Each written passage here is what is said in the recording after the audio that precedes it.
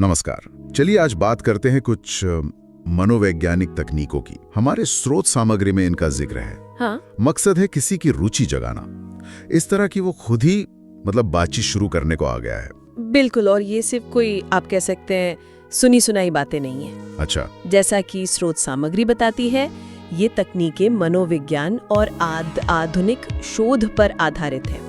हम यहाँ कोई ऊपरी चालाकी या वो होता ना बनावटीपन, उसकी बात नहीं कर रहे। हाँ, हमारा ध्यान रहेगा उन मनोवैज्ञानिक ट्रिगर्स और अवचेतन संकेतों को समझने पर जो आकर्षण और शुरुआती जुड़ाव में भूमिका निभाते हैं।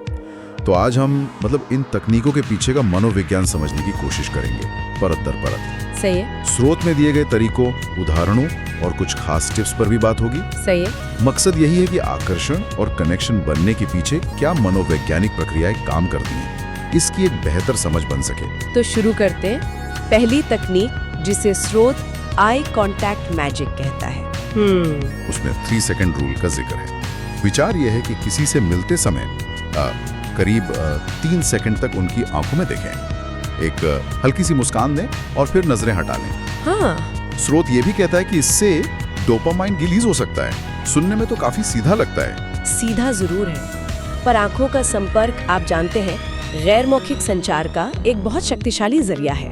अच्छा। कुछ सेकंड के लिए भी किसी की आंखों में सीधे देखना एक तरह का गहरा कनेक्शन बना सकता है। ये आत्मविश्वास दिखाता है और दूसरे व्यक्ति को ये महसूस कराता है कि हाँ, उन पर ध्यान दिया जा रहा है, उन्हें महत्व दिया जा रहा है। 3 सेकंड की अवधि दिलचस्प है ना? ये इतनी लंबी है कि नजरअंदाज ना हो, पर इतनी भी नहीं कि अजीब लगे। हाँ, ये बात तो है। स्रोत में एक उदाहरण दिया गया है। मान लीजिए किसी पार्टी में कोई नजर आता है। ठीक है। आप 3 सेकंड तक नजरें मिलाते हैं, मुस्कुराते हैं और फिर कहीं और देखने लगते हैं। ऐसा करने से शायद वो व्यक्ति खुद बातचीत शुरू करने के लिए आगे आए। हो सकता है। इसमें एक एडवांस टिप भी है।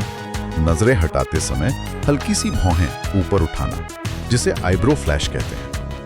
क्या ये एक दोस्ताना या फ्लर्टी इशारा दे सकता है? हाँ, ये आईब्रो फ्लैश अक्सर अनजाने में होता है, जब हम किसी को पहचानते हैं या उनमें रुचि दिखाते हैं। जानबूझकर लेकिन स्वाभाविक रूप से किया गया ये छोटा सा इशारा वास्तव में सकारात्मक संकेत भेज सकता है। अच्छा। ये सारे सूक्ष्म संकेत हैं जो अवचेतन स्तर पर काम करते हैं और सामने वाले की प्रतिक्रिया को प्रभावित कर सकते हैं। आंखों के संपर्क से आगे बढ़ते हुए दूसरी तकनीक है मिररिंग बॉडी लैंग्वेज। हाँ, मिररिंग यानी दूसरे व्यक्ति की शारीरिक भाषा की नकल करना। जैसे अगर वो हाथ बांधते हैं तो आप भी वैसा ही करें। सामग्री बताती है कि इससे मिरर न्यूरॉन सक्रिय होते हैं और एक जुड़ाव महसूस होता है। ये मिरर न्यूरॉन्स, ये क्या चीज है? मिरर न्यूरॉन्स हमारे मस्तिष्क की वो कोशिकाएं हैं जो तब सक्रिय होती हैं जब हम खुद कोई काम करते हैं और जब हम किसी और को वही काम करते हुए देखते हैं। अच्छा। ये सहानुभूति, तालमेल और दूसरों के इरादों को समझने में अहम भूमिका निभाते हैं। जब हम अनजाने में किसी की शारीरिक भाषा की नकल करते हैं, जैसे वो झुकें तो हम भी झुकें या वो मुस्कुराएं तो हम भी मुस्कुराएं, तो ये एक अवचेतन संदेश भेजता है। संदेश कि हम एक जैसे हैं या मैं तुम्हें समझ रही हूँ। इससे एक सहज जुड़ाव और आराम का एहसास पैदा होता है। तो ये सिर्फ नकल करना नहीं, इसके पीछे एक न्यूरोलॉजिकल कारण है। जी हाँ, बिल्कुल।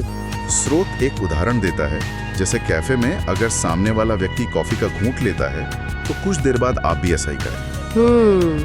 दावा है कि इससे कुछ ही मिनटों में वो ज्यादा सहज महसूस करने लगेंगे। लेकिन इसमें एक चेतावनी भी है, इसे बहुत ही ध्यान से और सूक्ष्मता से करना होगा, वरना ये बनावटी लग सकता है ना। बिल्कुल, सूक्ष्मता यहाँ सबसे जरूरी है। अगर ये बहुत साफ दिखे तो सामने वाले को लग सकता है कि आप उनकी नकल उड़ा रहे हैं या कुछ अजीब कर रहे हैं। हाँ, उसका तो उल्टा असर होगा। बिल्कुल। स्वाभाविक रूप से बिना ज्यादा सोचे समझे होने वाली मिररिंग ही सबसे प्रभावी होती है। मकसद है तालमेल बिठाना, न कि किसी का मजाक बनाना। अच्छा, तो शारीरिक भाषा के तालमेल के बाद अगली बात है ऊर्जा की। तीसरी तकनीक है पॉजिटिव एनर्जी वाइब। सकारात्मक ऊर्जा। श्रोता इस बात पर जोर देता है कि हमेशा सकारात्मक रहें और मुस्कुराते रहें, क्योंकि ऊर्जा संक्रामक होती है। क्या वाकई ऐसा होता है? हाँ, इसे इमोशनल कंटेजियन यानी भावनात्मक संक्रमण कहते हैं। अच्छा। हम अनजाने में ही दूसरों की भावनाओं और ऊर्जा के स्तर को ग्रहण कर लेते हैं। सोचिए, अगर आप किसी ऐसे व्यक्ति के पास हो जो बहुत खुश और उत्साहित हो, तो अक्सर आप भी थोड़ा बेहतर महसूस करने लगते हैं। हाँ, ये तो होता है। इसी तरह एक सकारात्मक ऊर्जावान व्यक्ति स्वाभाविक रूप से ज्यादा आकर्षक और मिलनसार लगता है। लोग ऐसे व्यक्ति के आसपास रहना पसंद करते हैं। तो अगर किसी समूह में आप सकारात्मक माहौल बनाए रखते हैं, तो जिस व्यक्ति में आपकी रुचि है वो आपकी तरफ खिंच सकता है। संभावना है। स्रोत में एक पावर पोज अपनाने की सलाह भी दी गई है, यानी छाती बाहर, कंधे पीछे रखना। क्या इससे वाकई फर्क पड़ता है? पावर पोजिंग पर काफी शोध हुआ है, जैसे एमी कडी का काम। हाँ, सुना है मैंने। हालांकि इसके प्रभावों पर कुछ बहस भी है। मूल विचार यह है कि एक खुली और विस्तृत शारीरिक मुद्रा, जैसे सीधे खड़े होना, हाथ खुले रखना, न केवल दूसरों को ये संकेत देती है कि आप आत्मविश्वासी हैं, बल्कि कुछ शोधों के अनुसार ये आपको खुद भी अधिक शक्तिशाली और आत्मविश्वासी महसूस करा सकती है।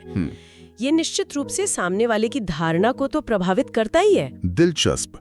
शारीरिक हाव भाव और ऊर्जा के बाद बात आती है शब्दों की, या शायद शब्दों को रोक कर रखने की। हाँ। चौथी तकनीक है मिस्ट्री फैक्टर, रहस्य। स्रोत का सुझाव है कि थोड़ी जिज्ञासा बनाए रखने के लिए अपनी कहानी या अपने बारे में सब कुछ एक बार में न बताएं। शायद सिर्फ 70% ही साझा करें। यहाँ एक मनोवैज्ञानिक सिद्धांत काम करता है जिसे ज़िगार्निक प्रभाव कहते हैं। ज़िगार्निक प्रभाव? हाँ, ये हमारी वो प्रवृत्ति है जिसमें हम अधूरे या बीच में रोके गए कामों या बातों को पूरे हो चुके कामों या बातों की तुलना में ज्यादा याद रखते हैं। अच्छा, ऐसा क्यों? ऐसा इसलिए होता है क्योंकि अधूरे काम हमारे दिमाग में एक तरह का तनाव या खुला लूप पैदा करते हैं, जिसे हम बंद करना चाहते हैं। जब आप अपनी कहानी का कुछ हिस्सा रोक लेते हैं, तो आप सुनने वाले के मन में यही खुला लूप छोड़ देते हैं, जिससे उनकी जिज्ञासा बढ़ती है कि आगे क्या हुआ। तो ये थोड़ा रहस्य बनाए रखने जैसा है। बिल्कुल। उदाहरण के तौर पर आप कह सकते हैं, पिछले महीने एक गजब का एडवेंचर हुआ था। खैर, उसकी पूरी कहानी फिर कभी। स्रोत के अनुसार इससे सामने वाला और जानने के लिए उत्सुक होगा। एडवांस टिप है कि मैसेजिंग में भी क्लिफ हैंगर का इस्तेमाल करें। हाँ, जैसे टीवी सीरियल में करते हैं। हाँ, मतलब बातचीत को किसी रोमांचक मोड़ पर अधूरा छोड़ दें। लेकिन क्या ये हमेशा काम करता है? कहीं ऐसा ना हो कि सामने वाला रुचि ही खो दे। ये एक, आप कह सकते हैं, संतुलन का खेल है। थोड़ा रहस्य रोमांचक हो सकता है और आपको यादगार बना सकता है, लेकिन अगर आप बहुत ज्यादा छिपाते हैं या लगातार टालम टोल करते हैं, तो हाँ, सामने वाला फ्रस्ट्रेट होकर रुचि खो सकता है। सही बात है। इसे हल्के फुल्के ढंग से बातचीत को रोचक बनाने के लिए इस्तेमाल करना चाहिए, न कि किसी पहेली की तरह। समझ गया। अब आते हैं पांचवी तकनीक पर, जो है कॉन्फिडेंस डिस्प्ले, आत्मविश्वास का प्रदर्शन। स्रोत कहता है कि एक आत्मविश्वासी चाल और सीधी शारीरिक मुद्रा अल्फा सिग्नल भेजती है। ये अल्फा सिग्नल से क्या मतलब है यहाँ? अल्फा सिग्नल शब्द का इस्तेमाल यहाँ शायद सामाजिक दबदबे या आत्मविश्वास के संकेतों के लिए किया गया है। शारीरिक मुद्रा, चलने का तरीका, ये सब हमारे आत्मविश्वास के स्तर और सामाजिक स्थिति की धारणा को अनजाने में ही दूसरों तक पहुंचाते हैं। अच्छा। सीधी रीढ़, स्थिर चाल, बिना हिचकिचाहट के नजरें मिलाना, खुली शारीरिक भाषा, ये सब अवचेतन रूप से शक्ति, नियंत्रण और आत्मविश्वास के संकेत माने जाते हैं। स्रोत का उदाहरण है, कमरे में ऐसे दाखिल हों जैसे आप उस जगह के मालिक हों। हाँ, मतलब पूरे आत्मविश्वास से। और एडवांस टिप है, अपनी आवाज का टोन धीमा रखें और थोड़ा धीरे बोलें। क्या आवाज का भी इतना असर होता है? बिल्कुल। आवाज का उतार चढ़ाव, गति और टोन भी आत्मविश्वास दर्शाने में महत्वपूर्ण भूमिका निभाते हैं। हाँ। आमतौर पर धीमी, स्थिर और थोड़ी गहरी आवाज को ज्यादा आत्मविश्वासी, शांत और आधिकारिक माना जाता है। तेज या बहुत ऊंची आवाज घबराहट या अनिश्चितता का संकेत दे सकती है। ये सब गैर मौखिक संकेत हैं जिन्हें हम लगातार पढ़ते और भेजते रहते हैं, अक्सर बिना एहसास किए। आत्मविश्वास दिखाने के साथ साथ दूसरों को सुनना भी जरूरी है। बहुत जरूरी। छठी तकनीक है एक्टिव लिसनिंग, यानी सक्रिय रूप से सुनना, ध्यान से सुनना। स्रोत कहता है कि बिना जज किए दूसरे की बातें सुने, नजरें मिलाए रखें और वाह, दिलचस्प या हाँ, मैं समझ सकता हूँ जैसे मान्य करने वाले वाक्यांशों का उपयोग करें। इसे भावनात्मक मान्यता देना कहा गया है। सक्रिय सुनना और भावनात्मक मान्यता किसी भी गहरे संबंध की नींव है। अच्छा। ये सिर्फ चुपचाप सुनना नहीं है, इसमें पूरी तरह से मौजूद रहना, समझने की कोशिश करना और सामने वाले की भावनाओं को स्वीकार करना शामिल है, भले ही आप उनसे सहमत ना हो।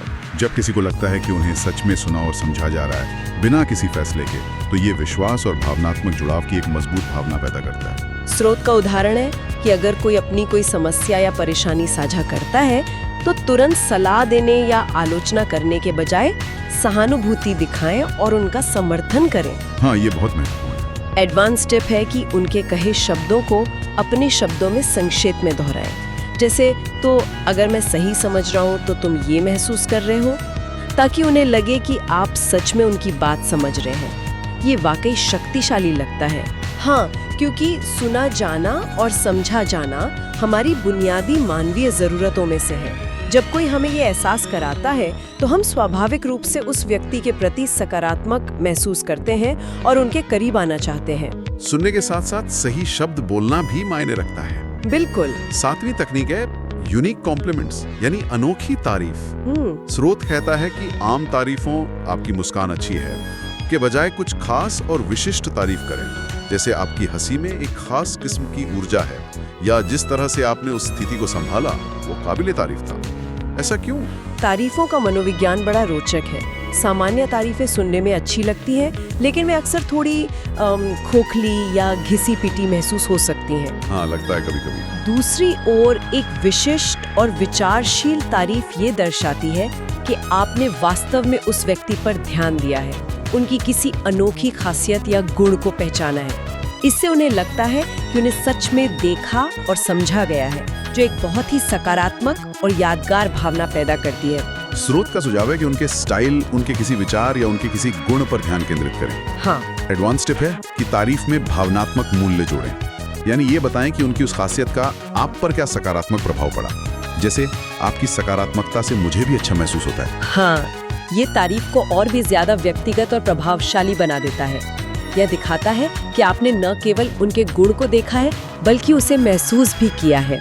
अगली तकनीक 8वीं थोड़ी रणनीतिक लगती है, स्कार्सिटी प्रिंसिपल, कमी का सिद्धांत। स्रोत का सुझाव है कि हमेशा हर समय उपलब्ध ना रहें, कभी कभी अपनी व्यस्तता जाहिर करें।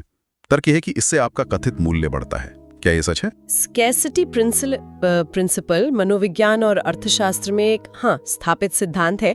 मूल विचार यह है कि हम उन चीजों को ज्यादा कीमती या वांछनीय मानते हैं जो कम मात्रा में उपलब्ध होती हैं या जिन्हें पाना मुश्किल होता है। जैसे लिमिटेड एडिशन आइटम्स। बिल्कुल वही बात। सामाजिक संदर्भ में भी जो व्यक्ति हमेशा आसानी से उपलब्ध नहीं होता, उसे अक्सर ज्यादा व्यस्त, महत्वपूर्ण या शायद आकर्षक माना जा सकता है। ये थोड़ा फियर ऑफ मिसिंग आउट या फोमो से भी जुड़ा है। स्रोत उदाहरण देता है कि कभी-कभी संदेशों का जवाब देने में थोड़ी देरी करना। इसमें 48 घंटे के नियम का भी जिक्र है। शायद किसी खास स्थिति में जवाब देने के लिए 2 दिन इंतजार करने का सुझाव। लेकिन ये सुनने में थोड़ा खेल खेलने जैसा लगता है ना। क्या इसका उल्टा असर नहीं हो सकता? आपने बिल्कुल सही चिंता जताई। इस तकनीक का इस्तेमाल बहुत सावधानी से करना चाहिए। हाँ। अगर इसे बहुत ज्यादा या गलत तरीके से इस्तेमाल किया जाए तो ये वाकई खेल खेलने जैसा या कह सकते हैं बेरुखी लग सकता है और सामने वाले को दूर कर सकता है। संतुलन महत्वपूर्ण है। अपनी व्यस्तता दिखाना ठीक है, लेकिन जानबूझकर नजरअंदाज करना या महत्वहीन महसूस कराना रिश्ते के लिए हानिकारक हो सकता है। मकसद अपनी कीमत जताना होना चाहिए, न कि दूसरों को कमतर महसूस कराना। ठीक है, ये ध्यान में रखने वाली बात है। अब 9वीं तकनीक पर आते हैं, जो है ह्यूमर का टच। हास्य। स्रोत हल्के फुल्के आत्मोपहास वाले हास्य का उपयोग करने का सुझाव देता है, मतलब खुद का मजाक उड़ाना थोड़ा। हाँ, हास्य सामाजिक संबंधों में गोंद की तरह काम कर सकता है। ये तनाव कम करता है, माहौल को हल्का बनाता है और अक्सर बुद्धिमत्ता और सामाजिक कुशलता का भी संकेत देता है। अच्छा। और आत्म उपहास वाला हास्य जब सही मात्रा में और सही तरीके से किया जाए तो यह दिखाता है कि आप खुद को बहुत ज्यादा गंभीरता से नहीं लेते, आप जमीन से जुड़े हैं। ये आपको ज्यादा भरोसेमंद और पहुंच में आसान दिखा सकता है। स्रोत का उदाहरण है, जैसे मजाक में कहना, मैं खाना पकाने में उतना अच्छा नहीं हूँ, पिछली बार टोस्ट भी जला दिया था, लेकिन कोशिश करता रहता हूँ। हाँ। कहा गया है कि साथ में हंसना एक बंधन बनाता है। एडवांस टिप है कि उनके हास्य के अंदाज को समझें और उसी के अनुरूप अपना मजाक चुनें। साझा हंसी वाकई में दो लोगों के बीच एक खास कनेक्शन बनाती है। यह एक तरह की अंदरूनी सहमति और हम की भावना पैदा करती है। बस ध्यान रहे कि आत्म उपहास, आत्म दया या लगातार खुद को नीचा दिखाने में न बदल जाए। हाँ, ये भी जरूरी है। हंसी मजाक के बाद 10वीं तकनीक थोड़ी नाजुक है, सटल टच यानी हल्का स्पर्श।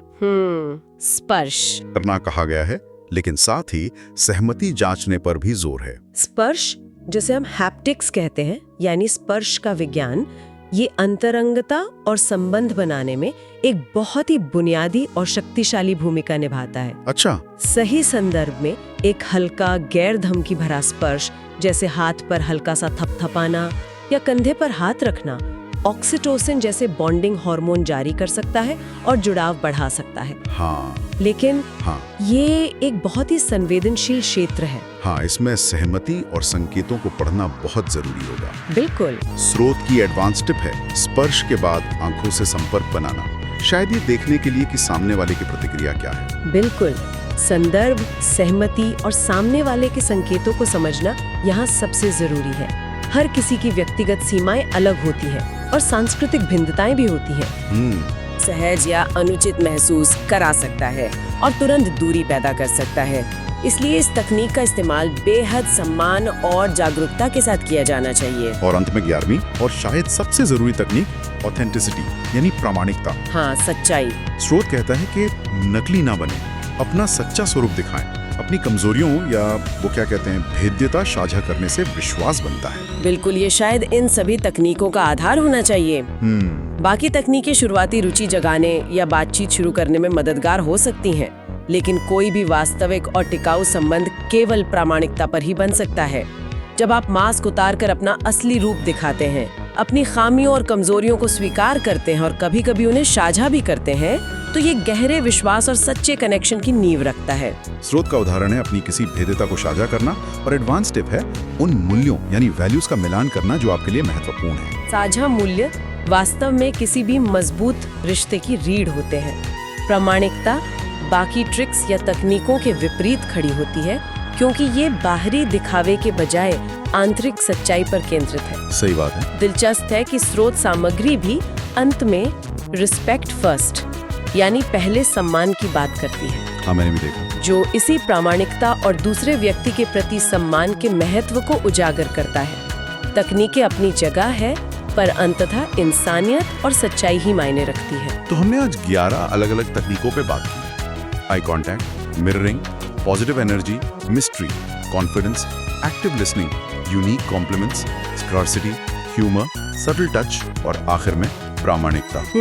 ये सभी, जैसा कि स्रोत सामग्री बताती हैं, मनोवैज्ञानिक सिद्धांतों पर आधारित हैं और इनका उद्देश्य किसी में शुरुआती रुचि जगाना है। हाँ, और इन सबको एक साथ देखते हुए एक दिलचस्प सवाल मन में आता है। क्या? ये तकनीकें आकर्षण बढ़ाने के उपकरण की तरह हैं, लेकिन किसी भी उपकरण की तरह सवाल ये है कि इसका इस्तेमाल कैसे किया जा रहा है। क्या फोकस सिर्फ तकनीक पर है या उस तकनीक के पीछे की मानवीय समझ पर? मतलब क्या इन तकनीकों को सिर्फ एक चेकलिस्ट की तरह इस्तेमाल किया जा रहा है, या इन्हें लोगों को बेहतर समझने और उनसे जुड़ने के एक तरीके के तौर पर देखा जा रहा है? सही।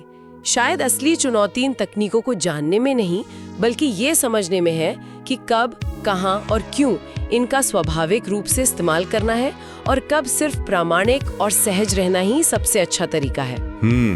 ये सोचने वाली बात है कि क्या इन तकनीकों पर महारत हासिल करना ही काफी है, या असली जुड़ाव तब बनता है जब ये चीजें बनावटी प्रयास के बिना आपकी पर्सनालिटी का हिस्सा बनकर झलकती हैं। बहुत ही गहरा विचार। इसी के साथ हम आज की इस चर्चा को यहीं समाप्त करते हैं। जी। उम्मीद है कि आकर्षण और संबंध बनाने के पीछे के मनोविज्ञान पर ये पड़ताल जानकारीपूर्ण और सोचने पर मजबूर करने वाली रही हो। आगे भी हम ऐसे ही दिलचस्प मनोवैज्ञानिक पहलुओं पर बातचीत जारी रखेंगे।